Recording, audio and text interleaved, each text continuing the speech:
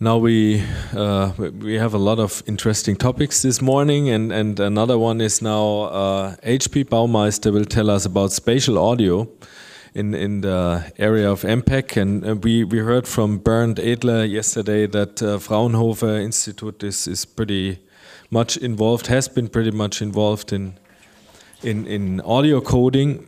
And so good morning, everybody. To kick this off. Ori talked yesterday, and I'm sure many of you, maybe all of you, heard that. That kind of the video conferencing market is kind of topping out and is losing momentum. Maybe I hope I cite you correctly here. Other people, Ori also, our friend from Google, eloquently made the case that Google wants to get 3 billion more customers at almost any price. Most of them running on mobile devices. So we all know, and I'm not saying anything new here, mobile is the platform we all need to focus on, or most of us need to focus on moving forward, because that's where things are happening. So we looked at the very high end of video conferencing, telepresence, I should say. So one case where we might have, where we have been working on, where we think there might be an opportunity for at least some here in the room and the industry, is to look at high-end video conferencing, which obviously is not a mobile application as it is, right? So what makes, many of you probably have used or have seen or whatever those high-end video conferencing rooms. Obviously, everything is meant to be almost like real, being in the same room with the same people. Okay, so basically the general reaction people have when they use those rooms is, it's like being in the same room with those people. And there are, of course, a number of, this is difficult, sorry. So let me just move this down here one by one. Okay. So that's the general reaction. It is as real as it gets without, with people being almost like the people being in the same room. And why is that? And I'm not saying that's the only answer to this reaction here. Of course, there's screens, and there are life-size people on those screens, etc. But in part, it is because the audio is completely transparent in those systems, and it comes from the appropriate direction. In other words, if somebody sits on the left, the audio actually comes from the left. And we as humans are, of course, very much trained to use this information. So let's look into why that is the case. So in the case of audio, those telepresence systems typically use 3 channels of audio in the transmission, middle, left, and right, and use an earlier low latency codec that we developed called AAC-LD, at a high sampling rate and a very high quality. So you can say this is essentially a transparent experience as far as audio quality is concerned. It's not a speech codec, it's an audio codec. And so it's very clear, it's very realistic, the audio you are getting, because of the quality and because of the multi-channel situation. And of course, you have very good video.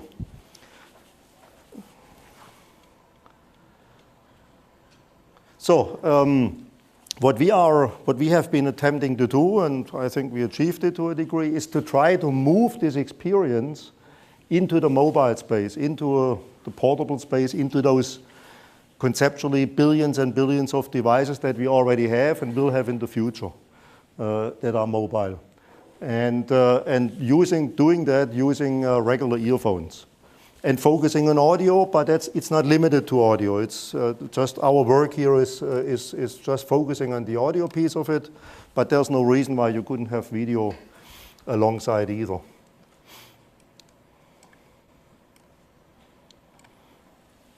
So what are the key elements of just to recap from before, we want to have the highest quality audio, and we want to have some spatial audio experience, even in a small device, even in a portable mobile environment. And so I will go through the individual pieces to achieve that. So on the audio side, we want to get full bandwidth audio, essentially, 14 kilohertz audio. I don't go through that, but you all know this. So there is the plain old, voice conferencing or voice telephony service, 3.5 kilohertz audio, oftentimes going through a speech codec, sometimes at very low bit rates, and the result is very, very poor quality sometimes. We all know this. Then we have, of course, the next step, which is HD voice, which brings this a level up, but really it still limits us. And the human audio, capabilities to experience audio go up to, depending on age a little bit, I would say anything between 12 and 20 kilohertz. So babies usually hear up to 20 kilohertz. And the jump in perceived audio quality, the jump in perceived quality is basically between narrowband, wideband, and full band is actually about the same, and those are some Ericsson numbers that we used here. Just to illustrate that there is a substantial improvement in quality as you go to super wideband. So to summarize, 14 kilohertz audio bandwidth, very low delay, multi-channel capability, and we will see why in a moment. All of this can be delivered by what I would call the latest low latency codec in the AAC world, called AAC ELD. I just listed briefly the key capabilities of it. It is actually native in iOS, it is native in Android, it can be used through APIs, and it's the codec that's used in FaceTime, which is today about 800 million devices plus that are FaceTime enabled. So when you make a FaceTime call, you actually make an AAC ELD call. Now, the spatial side of this. Again, the goal should be to try to be able to localize and get this space experience that we have from teleconferences. And so with or without video in this case. And so what is needed to do to achieve that? So here I introduce a term which is called the head-related transfer function. In the end, it's pretty complicated. We have an expert in the room who can, if you have any very detailed questions, can answer it. That's Bernd Edler. But in a nutshell, maybe let me put it this way. So all of us sitting here are sitting here because, eons ago, our ancestors learned how to, amongst other things, I should say, learned how to differentiate audio coming from different directions. So if there was a cave line, coming up behind you, you couldn't see it, but you heard something in the back and you ran in the right direction because you could locate where the sound was coming from. So to oversimplify, this is a pretty amazing, mechanism we have up here. It's not only 2 stereo microphones, there's a lot of, facial stuff, time measurement, time of arrival measurements, whatever is going on up there in order to process all this. So we are very much capable of locating sounds up, down in 3 dimensions. So this is oversimplified. You can describe this in a head transfer function, phase, time of arrival, things like that. And you can, it's a pretty complicated process. And again, I'm not the expert on head transfer function here, but this gives you an idea. This is pretty complex stuff here. So obviously, the head transfer function is very individual because some people have hard heads, some have soft heads, some have square heads, some have round heads and big ears and small ears and whatever. So it's very individual, but if you do it, if you know what you are doing, you can describe this so that a very high percentage of the population experiences sound coming from different directions in roughly the same way. You will not be able to capture everybody this way. At least not with one head transfer function. So using the head transfer function, you can actually render sound and process sound and render it in such a way that just using headphones or earphones you can actually perceive sound coming from different directions.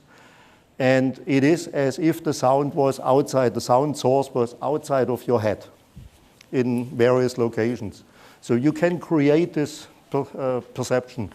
And just one little point here. So if you listen to stereo, I always say the sound is being pumped right through your brain. It's actually, if you know what the difference is, it's actually a very unpleasant experience. If you use a rendering capability that renders the sound outside of your head, you don't want to go back to stereo. You don't want to listen to stereo anymore. It's a much, much better experience. But that's another discussion, and we have products in that and technology in that area as well. So let me go to audio conferencing. Just a quick recap. Usually we have multiple participants.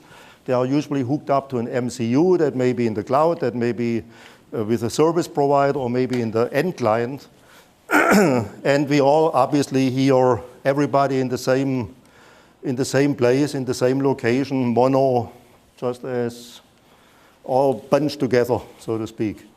And besides the fact that usually we use regular phones or something close to it, it's a pretty lousy experience usually. I'm sure we all agree on that. It's a utilitarian experience, but that's about it. So by spatializing the audio in the MCU and creating this out-of-head experience, what we can achieve that if people call in a mono, with a mono signal, like you have on every smartphone, every tablet, whatever, we can actually mix this and render it in such a way that you can actually experience those participants in a spatialized way. And be able to hear people, let's say from company A, you would people on the left, from company B on the right, and you would very easily be able to identify who is speaking, where they are, how they are related to this conference, etc. Those are all possibilities. It's of course a matter of user interface to use this properly. We have not attempted to have any fancy user interfaces, so we just line them up in our current demo and our current prototypes. But you can shuffle them around any way you want. Here is just quickly an architectural view of how this looks like. This MCU, and the MCU could be again anywhere. You have client one, in our case AAC ELD mono goes into the MCU, and back out comes a stereo signal which is spatialized.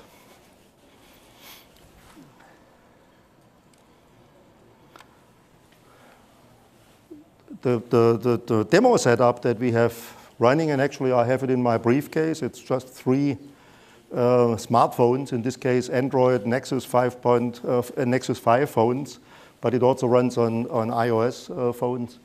And it's a very simple setup. One setup is that we have a local server that basically makes the MCU do what we want it to do, including the spatialization. You have those clients, you have the connectivity as I was talking about, you have earplugs, and off you go, do a conference, and have not only the very high transparent quality of AAC ELD, but also have this ability to spatially differentiate the participants in the call here.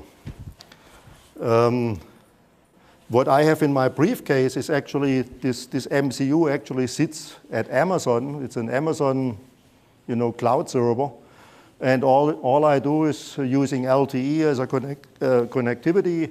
All I do is dial into the server. The server renders all of this stuff properly, and we can do an ITAC conference. And I have demoed this to a couple of people, and I think the experience is pretty good, right?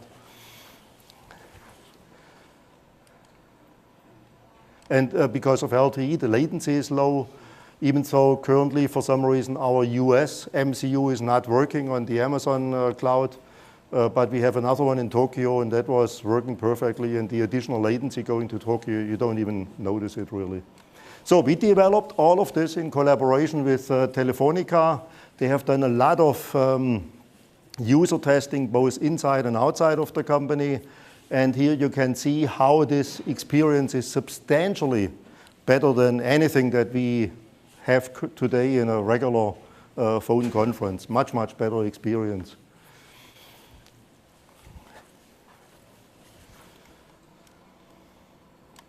So what could that mean? What are the opportunities for IMTC in this context? Well, first of all, I would encourage member companies, especially obviously the ones who are in the space or who want to provide novel and new services, to look at this and consider this in their own product, in their own applications. Happy to work with them, of course. We are not in the business, we are in the technology business, essentially. I think it might be useful at some point to define some specific use cases, you know, how this should all interoperate, maybe user interfaces, etc. Specifications, standardizations to make this vendor independent and do some interoperability testing down the road. So those are, I think, opportunities for IMTC specifically. And thank you very much. I think that's it, reasonably in time.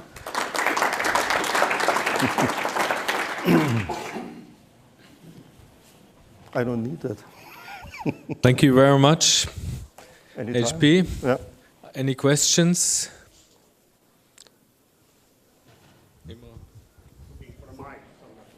Get mine. Yeah, thank you for your very interesting talk. What I just would like to highlight is your last slide on the suggestion that IMTC should go forward and work on these aspects, how to integrate spatial audio into handsets and how to solve it. If you show your last slides, please, try to just make the suggestion that maybe we should take this. Yes, define use cases. I think that is very important to understand for what and how we want to use this technology. There is a big potential here. I'm very convinced on this. Really a big potential. But we have to work out all the use cases for this, right? We have to understand how to integrate this technology into handsets. And also we have to understand how that can be deployed so that the users make benefit of it. So not just in lab environment, but also in practical cases. So I think that there is a big potential here. And IMTC can have a leading role here. So I encourage everyone to work towards this. Yeah, thank you. Thank you. Yeah, sounds good. I also experienced that yesterday, and it's very good. It shows also voice over LTE works and is pretty much you know, already there, and spatial audio can help to make it even more. And oh, it's a pretty amazing experience, isn't it? Russell, just run over. Oh, sorry. So obviously, deploying this is going to obsolete the world's inventory of MCUs and video conference rooms. I guess that's just the price of progress. I know that there's at least one other vendor that's working on this, that's Dolby. Do you know who the other vendors are? Who are the people that we'd have to pull together to get a standardized spatial interface? Dolby has a proprietary solution. We are usually everybody has a proprietary solution. So Dolby has a proprietary solution. I have listened to it once. It's okay. It doesn't use a full band codec. It uses I think something like a wideband speech codec, but I cannot vouch for it. I don't know the system. It's a proprietary system. So I would say it's going halfway in this direction where we think we should go. And on the other comment, I don't think it obsoletes telepresence rooms, by the way. I mean, one scenario, one use case you can think about is that I'm able to participate in a telepresence room class conference from a remote location, just using an iPhone or a tablet or whatever, at an almost identical user experience, except for, of course, the big screens, because you typically don't have that in a small device, but acoustically, you would have exactly the same experience. So I don't think it obsoletes those telepresence rooms, but let's be realistic. Maybe part of this flattening out that Ori talked about yesterday of the video conferencing, business, if you want, is maybe because of the fact that more and more users are using portable devices anyhow. They just don't use them to their full capabilities yet. And that's certainly one way, I think. There's another layer that you're introducing to the representation of the conversations going on, right? So you need to be able to tell that speaker, you need to be able to tell the left speaker that the person who's speaking now is speaking on the left, and that's part of the protocol that you developed. So that has to be implemented in the existing technology, including the mixers. Yeah, right? I agree. So I mean, there are opportunities in how you structure your user interface, right? And like I said, this is not limited to audio only. There's no reason why you couldn't, have video in parallel, and you would have just little, postage stamps, participants in that, but you still would be able to tell, who is speaking, left, right, whatever, right? So you still have this spatial experience, you still have the high quality, high-end Mercedes-Benz-like experience in teleconferencing, but on a small device. So that's the goal in any case. Yes, there are opportunities to work on the user interface and structure this and define use cases specifically, like interoperability with teleconferencing rooms, etc. But the idea, the goal here was to introduce you to this and to, hopefully trigger some thoughts. Okay, maybe somebody has a chance to test it out with you. And thank you very much, HP. Pleasure. Cool stuff.